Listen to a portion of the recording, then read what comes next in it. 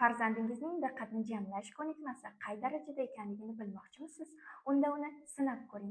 Farzandingizga shunday deng: "Men senga hozir 5 ta so'z aytaman, sen esa meva nomlarini eslab qol."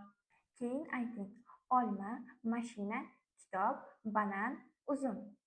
Endi so'rang, qaysi so'zlar meva edi? Agar bola darrov javob bermasa, bu diqqati yomon degani emas.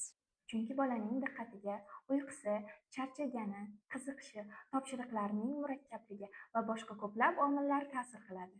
Lekin shunday mashqlarni muntazam takrorlash orqali bolaning tinglashi, eslab qolishi va topshiriqlarga e'tibor berishini yanada rivojlantirishingiz mumkin. Bola tinglay olishi, ko'rsatmani tushunishi va vazifani oxirigacha bajarishga harakat qilishi ham muhim. Farzandingiz bilan sinab ko'ring va natijasi qanday bo'lganini izohlarda yozib qoldiring.